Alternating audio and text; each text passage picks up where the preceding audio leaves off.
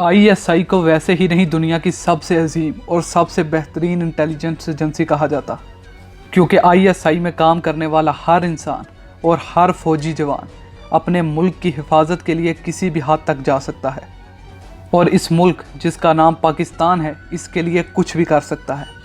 آج کی ویڈیو میں ہم آپ کو ISI کے ایک ایسے ہی ایجنٹ کی کہانی بتائیں گے۔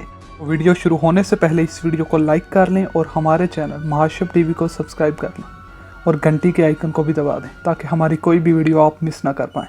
کیپٹن قدیر ISI کا وہ جان باز تھا جسے ISI نے بلوچستان میں دہشت گردوں کو پکڑنے اور انہیں نیست و نابود کرنے کے لیے مقرر کیا تھا۔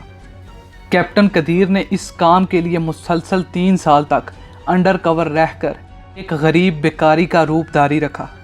وہ یہی گندے لباس پہن کر ہر روز مسلسل 3 سال تک فٹ پاتھوں پر سوتا رہا اور گندی ڈسٹ بینیں صاف کرتا رہا۔ کس کے لیے؟ صرف اپنے ملک پاکستان کے لیے۔ کیپٹن قدیر کا تعلق ویسے تو بہت ہی امیر اور سلجھے ہوئے گھرانے سے تھا، مگر بعد میں انہوں نے اپنے خاندان کے خلاف جا کر پاک آرمی کو جوائن کیا۔ جب وہ پاک آرمی میں بطور ایک کیپٹن کام کر رہے تھے تو ISI نے ان کی حیثیت دیکھی اور انہیں ISI کے ادارے میں شامل کر لیا، اور بعد میں انہیں پاکستان کے صوبے بلوچستان میں بھیج دیا گیا۔ ہاں، انہیں انڈیا کے ایک ایجنٹ کلبھوشن یادو کو پکڑنا تھا۔ کلبھوشن یادو بھارتی نیوی کے ایک آفیسر تھے اور وہ بھارتی ایجنسی را کے لیے بلوچستان میں کام کر رہے تھے۔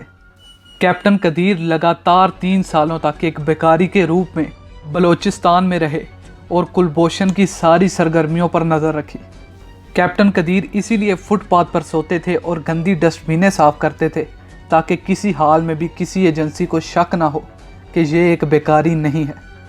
اور پھر وہ وقت آ گیا 3 مارچ 2016 جب کلبھوشن ایران کے راستے پاکستان میں داخل ہونے جا رہا تھا، تو کیپٹن قدیر نے بغیر کچھ وقت گوائے اسے اسی وقت اریسٹ کر لیا۔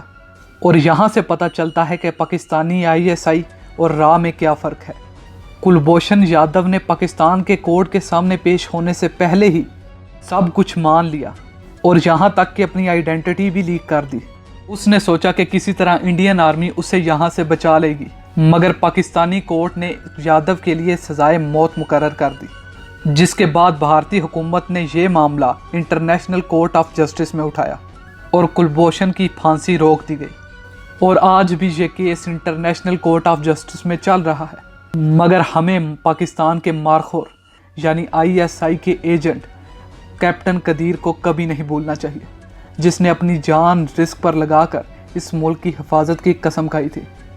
مگر افسوس کے ساتھ 2 جون 2018 میں کیپٹن قدیر کی شہادت ایک گاڑی کے حادثے میں ہو گئی جب وہ اپنی بیمار بیٹی کو دیکھنے کے لیے دفتر سے گھر جا رہے تھے۔ اللہ پاکستان کے اس شیر کو جنت میں اعلیٰ مقام دے، آمین۔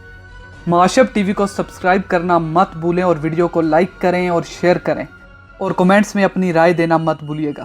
ہماری اگلی آنے والی ویڈیو تک کے لیے اللہ حافظ۔